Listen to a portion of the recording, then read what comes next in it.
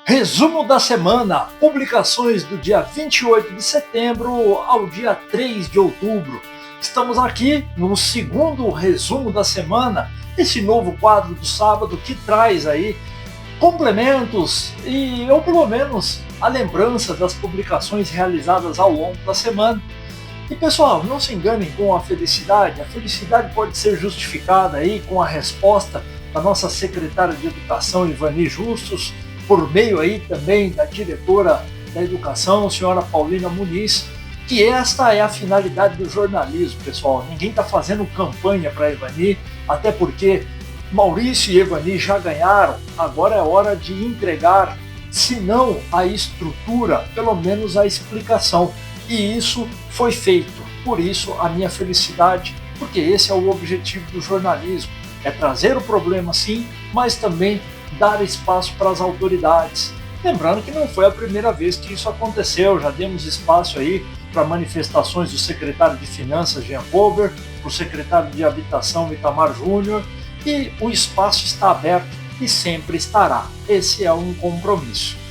Agora, vamos analisar aí cronologicamente, começando pela publicação do dia 28 de setembro, que foi exclusividade do Instagram, pessoal. Isso, porque ela é um recorte do resumo da semana passada, em que eu comentei aí sobre Denian Couto e fiz um convite. Tá certo que utilizando a casa alheia, né, Paulinho Marques? Então, eu peço aí desculpas por não ter um contato prévio com o senhor, em querer usar a rádio alternativa. Fica aqui essa singela retratação, e é uma retratação necessária, porque afinal, Denian, somos homens civilizados. A minha casa pode ser a sua casa aqui para a gente ter esse debate democrático de ideias. Tenho certeza que concordamos com muita coisa, mas são esses pontos de divergências e principalmente de contradições que nós precisamos esclarecer à população. No que se refere à transição, muito dessa narrativa da atual gestão do prefeito Maurício Lenzi e de vários dos seus parceiros de administração são contraditórios com os fatos, Daniel, mas aí eu quero ter essa oportunidade de ir no olho, porque afinal, quem começou esse papo de quem quiser discutir, Daniel está à disposição, foi o próprio deputado na nossa Câmara aqui, pessoal. Discuto com quem quiser. E quero dizer que não tenho medo de charge e muito menos de fala em rádio. Nenhum medo. Quer discutir? Vamos discutir. E aí, Denian Couto desceu até do salto. Não quer ser visto como autoridade, como oficial. Diz que é soldado. Eu não quero jamais ser entendido como um oficial da política. Eu sou soldado. Eu sou da linha de frente. Eu tô para correr atrás. Eu sou apenas um singelo jornalista, né? Conheço um pouco da política, entendo de alguns procedimentos, e é essa oportunidade que eu quero ter de conversar contigo. Ou melhor, sei que temos uma afinidade, então de garantir que esse microfone vai estar ligado para que você fale o quanto quiser também. Sou deputado? Sou, mas eu sou jornalista de microfone há 30 anos. Se abre um microfone diante de mim, eu falo mais do que não sei o que é lá. E é nesse sentido, pessoal, não tem nada de arrogância, talvez ali sem essas falas do Denian Couto, proferidas aqui na nossa Câmara Municipal. Lembrando que o Denian é um político muito jovem, se não de idade, né, Denian? Porque já temos aí uma meia idade, mas de experiência política. Denian tem uma vasta experiência como jornalista, mas foi eleito em 2020 vereador pela cidade de Curitiba. Em 2022, ainda no primeiro mandato de vereador, se aventurou com sucesso numa campanha para deputado estadual e está aí no seu primeiro mandato. Por isso, Denian, talvez falte um pouco mais de humildade. Eu estou em Guaratuba desde 2020, quando você estava fazendo campanha para ser vereador em Curitiba. Eu já discutia, debatia as questões políticas aqui de Guaratuba, do litoral de modo geral, mas especificamente de Guaratuba. Então, com todo respeito, eu conheço alguma coisa e tenho certeza que a gente pode fazer um debate de alto nível aqui mas que vai exigir bastante explicação, Denner. Nisso eu tenho que ser sincero com você. Ainda que seja na minha casa, com espaço garantido para o seu presidente do Podemos e também secretário de Finanças, Jean Colbert Dias, os dois serão muito bem-vindos, mas terão que explicar algumas coisas.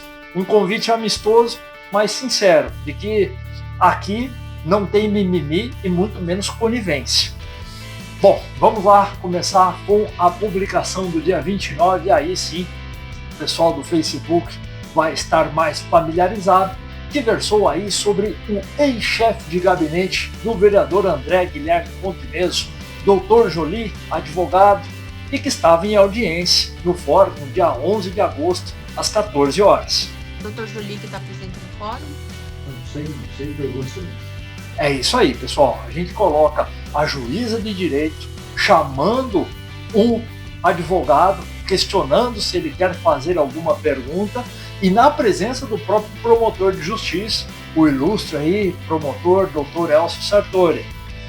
Pessoal, isso é muito sério. Por quê? Porque quando a gente traz essa publicação para o ar, há um contato prévio, direto com o presidente da Câmara, Ricardo Borba, a quem eu agradeço profundamente pela colaboração, pela resposta, e principalmente por ter propiciado esses documentos, mais especificamente o termo de rescisão do contrato de trabalho do Sr. Joly e, ao mesmo tempo, o registro do ponto. Por quê? Nós conseguimos comprovar que no dia 11 de agosto, o Sr. Joly estava em horário de trabalho na Câmara quando participava dessa audiência presencial no fórum aqui da comarca de Guaratuba. E mais do que isso, pessoal, quando a gente fala que André Guilherme Montineso é o responsável, isso tem previsão regimental, ou melhor, legal. Está na Lei Municipal aqui 1927 de 2022. Por isso, a coisa é bem mais complicada. Dr. André foi eleito democraticamente, está no exercício do seu mandato, mas não pode confundir o gabinete com uma extensão do seu escritório. Há diversas proposições legislativas, projetos de lei de autoria do vereador, que versam sobre interesses em ações que ele tem em demanda, né, que são aí nessas áreas de regularização ou de benfeitorias em algumas regiões da cidade. E isso não pode se confundir, principalmente assessor pago com dinheiro público,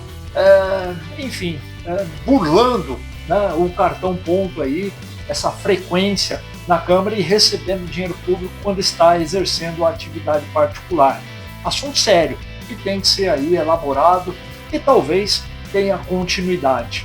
Mas vamos em frente aqui, quero trazer para vocês esta publicação do dia 30, e ela é maravilhosa, pessoal, porque ela traz ali aquele episódio do transporte irregular de eleitores, em que a vereadora Ana Maria foi conduzida pela Polícia Federal, né, e aí, quando era vereadora, pois ela conseguiu eleger o filho. Agradeço a Deus por ter elegido também o meu filho, né? Então, está tudo em casa. E vamos trazer o ex-vereador e atual secretário de Habitação, Itamar Júnior, que falou sobre o episódio durante uma sessão na Câmara. A vereadora Ana Maria, que foi detida pela Polícia Federal, né? Fazendo transporte irregular, né? Um mau exemplo para essa Câmara Municipal. Esse episódio é grave, pessoal, porque teve também essa manifestação da doutora Giovana, juíza de direito aqui da comarca de Guaratuba. Então, a gente teve uma situação de flagrante de transporte de eleitores, a situação está sendo apurada na delegacia, né, junto à Polícia Civil, com posterior encaminhamento para a Polícia Federal. E é proibido o transporte de eleitor por qualquer pessoa que seja candidato, seja fiscal. Transporte de eleitor é proibido em qualquer situação. A gravidade, o transporte ocorreu, a condução pela Polícia Federal ocorreu, mas quando analisamos o processo, e isso está transparente na Justiça Eleitoral, temos decisões dos órgãos de cima. Então, é a decisão do ministro Salomão, é a decisão do ministro Alexandre de Moraes que condiciona a decisão de juiz de primeira instância e dos próprios desembargadores do Tribunal Regional Eleitoral. Por quê, pessoal? Há uma necessidade de comprovar gravidade, algo que não está na letra da lei, que menciona apenas o transporte de eleitores. Ora, as testemunhas dizem que essas pessoas são conhecidas, a própria juíza, né, menciona que seria ali uma questão de cordialidade. Não há de se falar em cordialidade em transporte de eleitor. A senhora Ana Maria, que teve o marido ex-vereador, deveria conhecer a lei eleitoral como ninguém, no sentido de negar carona a essas pessoas. Olha, eu sou uma vereadora, o meu filho concorre com o meu nome no nome de urna dele, portanto, a lei eleitoral é muito clara de proibir transporte de eleitores. Sugiro que vocês procurem outra carona, porque senão vão acabar incriminando a mãe do vereador que está concorrendo e colocando aí o possível mandato dele em risco, coisa que não aconteceu. E foi aí absolvido, né, por esse entendimento jurisprudencial, ao meu ver, equivocado, que estimula pequenos delitos, né, e considera aí sem tanta gravidade, porque numa votação que teve uma diferença de 20 votos para quem foi eleito e para quem não foi eleito, pouco mais de 20 votos, é muito temerário você legalizar esse tipo de transporte sem um critério mais objetivo para cumprimento de lei. Mas enfim, vamos em frente, porque eu também não estou aqui para ficar opinando e arrumando briga com o judiciário, pessoal. Pelo contrário, é reconhecer que essa decisão de primeira instância meramente seguiu aí determinações que vieram de cima, vieram de ministros. 1º de outubro, essa é a publicação mais triste, porque ela menciona justamente a falta de estrutura, problema de orçamento que compromete o planejamento. E aí trazendo essa mudança na escala proposta pelo secretário Adonis, a quem eu tenho o respeito de quem está tentando fazer algo, só que ao mesmo tempo ali é algo que a próxima publicação, elas têm que se analisar em conjunto, pessoal. Tem ali uma questão do Dr. Jean que a gente vai deixar um pouco mais para frente, mas as duas publicações sendo encaradas junto, os cargos, gratificações e o tapa na cara da enfermagem. Porque, resumidamente, essas publicações, a primeira é um secretário que está tentando reorganizar a sua estrutura ali para que horas extras sejam economizadas, para que haja aí uma condição de contratação de terceirizados, e isso é um problema, porque é essa parte que, segundo o Ministério Público, precariza a saúde no município, mas ao mesmo tempo traz essa necessidade de balançar o orçamento, que está muito apertado. E aí nós tivemos essa audiência pública do dia 29 de setembro também, que trouxe um índice de gasto com o pessoal de 51,47. Para vocês entenderem, a Lei de Responsabilidade Fiscal estabelece alguns limites. O limite do executivo é de 54%, mas aí entra o limite prudencial, que é de 51,30%. Então 51,47 já ultrapassou. E isso significa o quê? Que isso compromete contratações. Qual é o grande problema e por que essas duas publicações têm que ser analisadas em conjunto?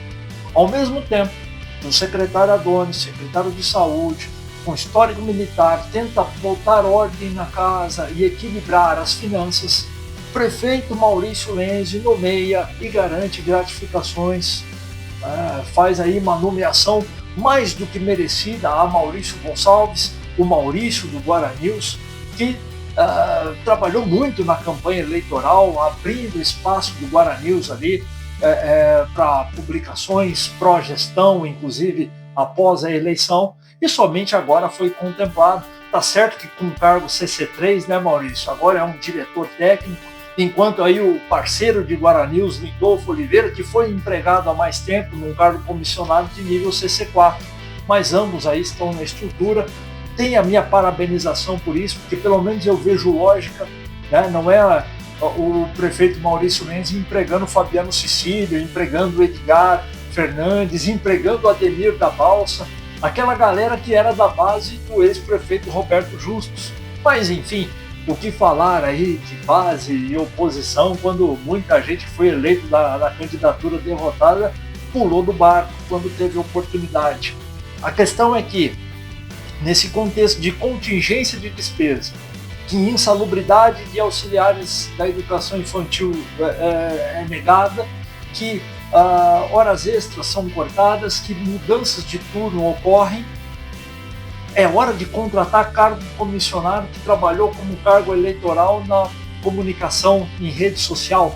Essa é uma pergunta sincera. E aí, de novo, com muita consideração ao próprio José Maurício Gonçalves do Guaranius, ao próprio Lindolfo, mas ao mesmo tempo, pessoal, é muito temerário. A população precisa mais de enfermeiros, de médicos, de auxiliares de educação infantil, de professores para desafogar as salas de aula lotadas, que vai ser um tema abordado também, mas fica essa reflexão, essa necessidade de atitudes como a do secretário, que tentam equilibrar o orçamento, estarem alinhadas com atitudes do prefeito municipal, que deve cortar a gratificação, que deve cortar os cargos comissionados e priorizar esse pessoal que faz o atendimento de fato por força de concurso público na ponta, lá para as nossas crianças, seja na educação, para a nossa comunidade, para os nossos enfermos, seja nos postos de saúde, pronto-socorros e unidades básicas. Essa é pelo menos a reflexão que traz aí uma inversão de valores preocupante da atual gestão. E pessoal, por que isso tem muita relevância? Essa superlotação em sala de aula, isso aí chegou para mim, e aqui de novo menciono a resposta da diretora Paulina, a resposta da própria secretária Ivani, a minha consideração por essa resposta e ao mesmo tempo essa reflexão de que uma prefeitura que está gastando 51% e 47% com o pessoal, está contratando parentada de vereador, porque isso infelizmente é uma prática que continua, e ao mesmo tempo garantindo gratificações para gente que não faz muita coisa, para setores que não têm necessidade de diretoria e gerente ao mesmo tempo. E aí eu não vou dar spoiler, mas vai ter publicação específica disso. Porque são inversões de prioridade. As salas superlotadas, pessoal, estão adoecendo os professores. Eles estão pedindo aí muitas licenças, porque não é fácil. Numa sala de primeira série de alfabetização, você ter 39 alunos para alfabetizar, isso aí tem que chamar o Tom Cruise, porque é uma missão impossível. Com todo respeito, de fato, a qualidade, a didática desses professores, mas não há didática que dê conta disso, de alfabetizar crianças, sendo que tem 39 crianças numa sala. E aí, pessoal, tem que fazer sim uma defesa em relação à atual gestão, porque isso é problema estrutural. Problema estrutural que foi anunciado lá em 2021, um esboço de solução. Foi feito lá um alarde, um show, aqueles espetáculos da gestão que também eram muito reprováveis, porque era tudo muito bonito no anúncio, mas obra entregue mesmo não foi. E foi aí sim motivo de campanha eleitoral, e onde talvez a sucessora e ex-secretária de Educação, a senhora Fernanda Monteiro, perdeu muito voto, porque todo aquele alarde e as 760 vagas que seriam abertas não foram. Então é nesse sentido que essa superlotação registrada vem com a resposta sim da vice-prefeita e secretária de Educação, e com a minha observação pessoal. Não foi ali a senhora Ivani que citou a questão da escola, mas fui eu, de quem cobrava creche em 2022, vagas de creche. O problema é que o Ministério Público vem e fala, não, tem que matricular. E aí, para não correr o risco de ter os problemas que o Ministério Público pode imputar aos gestores, ok, matricula-se e coloca-se em salas que não tem estrutura, que não tem pessoal. O pessoal que tem não é valorizado. Essa questão da insalubridade vai virar uma série aí nessa semana, pelo menos 3 publicações sobre isso, porque é muito sério, pessoal, e você não tem como pagar a insalubridade porque você tem esse índice de gasto de pessoal, que não é culpa do ex-prefeito. E aqui eu já vou adiantar os responsáveis, é a antiga legislatura da Câmara Municipal, moleques irresponsáveis, senhoras que não tiveram decência e garantiram um salário de R$33 mil, que acabou virando o novo teto. Esse é o grave problema. De 21 mil, que era o teto na época do ex-prefeito, foi para 33 mil na atual gestão.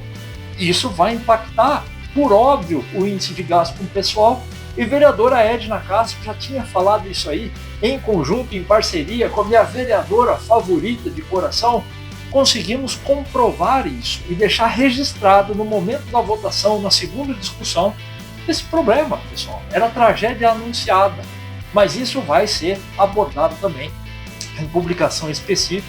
Eu não posso deixar aí essa tradição de lado do resumo da sessão, do resumo da semana, ser aí uma espécie de spoiler também dos assuntos que irão vir. E fechamos, não necessariamente na ordem, mas com a importância.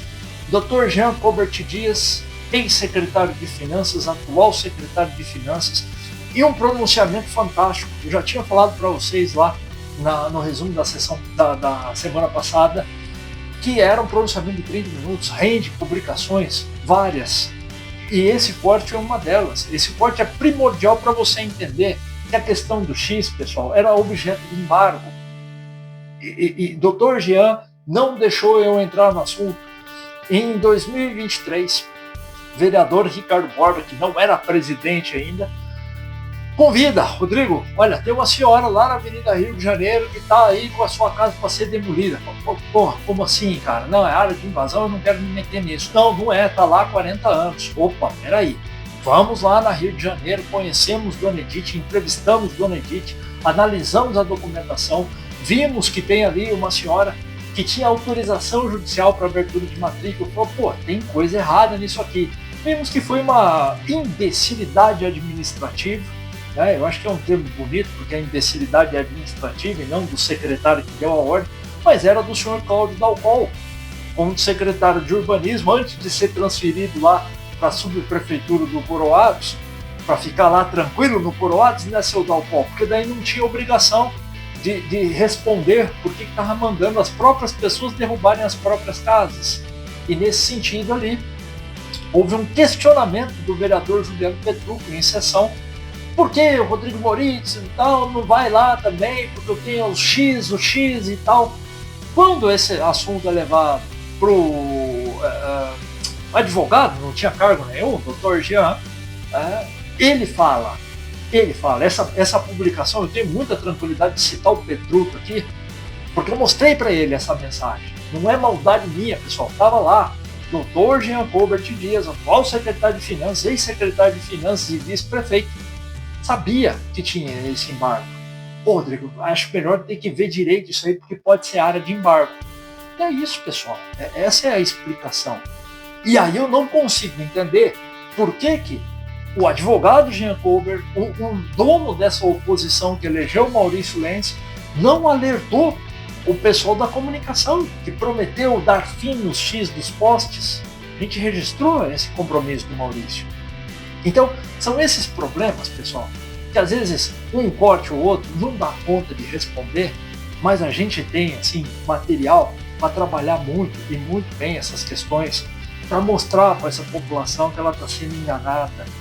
E pelo mesmo grupo que diverge, enquanto o Jean falava em 2018 de combater a grilagem e a posse e os sonhos que estão prometendo, mas não podem entregar, nós temos aí André Guilherme Montenegro, o vereador do povo que transforma o gabinete num escritório de advocacia, entra em um monte de ações ali, muitas vezes para mais bagunçar do que ajudar o judiciário, e ao mesmo tempo parece que é com a finalidade de angariar eleitores, fato que talvez tenha conseguido, mas que ao custo de ter que entregar as promessas. Pessoal, essa fala do Dênia é para encerrar de verdade, para trazer essa reflexão de como a população pode estar sendo feita de idiota. E aí, com todo respeito à população e com muito carinho, que eu quero cuidar dessa população que está sendo enganada há muito tempo. Vejam essa fala do Dênia. Vi o governador dizer ao Maurício o seguinte: eu vou ajudar Guaratuba. Me traga os projetos que eu vou fazer tudo o que o senhor pedir. Não foi, Maurício? Tudo. Não é escolher investimento. O governador se comprometeu em ajudar em tudo. Ora, pessoal, se tem esse compromisso do vereador, dito pelo deputado estadual, confirmado pelo prefeito durante a fala desse deputado estadual, por que diabos estão fazendo abaixo-assinado? Por que André Montenegro está mobilizando a população com essa falsa esperança de que abaixo-assinado é que vai garantir o hospital aqui? Se é tão simples fazer projeto e entregar para o governador, que não é questão financeira, que ele vai garantir tudo, palavras de Dênia Couto, por que essa mobilização para o hospital já? para pegar a assinatura. É só fazer o projeto. O André Montemeso, você não está mais em campanha, meu querido. Todo mundo aí ganhou. Vocês são vencedores. Parabéns, mas tem que entregar. Tem que fazer o projeto, meu caro. Isso daí não sou eu que vou fazer. É vocês venceram. Mas tem que parar de enganar a população e botar a mão na massa. Parar de fazer bobagem. E eu vou parar de falar para fechar aí em 25 minutos, porque é isso, pessoal. Eu me empolgo um pouco mesmo, mas é que é muito conhecimento. Eu participei de reuniões com esse grupo que está aí, que muita gente que está lá em postos de primeiro escalão estavam apoiando o Roberto Justus na época em que eu participava. E aí não é uma provocação nem ao Itamar nem ao Juliano, mas foi a adesão desses dois a esse projeto político que eu saí, porque eu sabia que esse tipo de pauta ia entrar e mentir para a população. Eu não minto.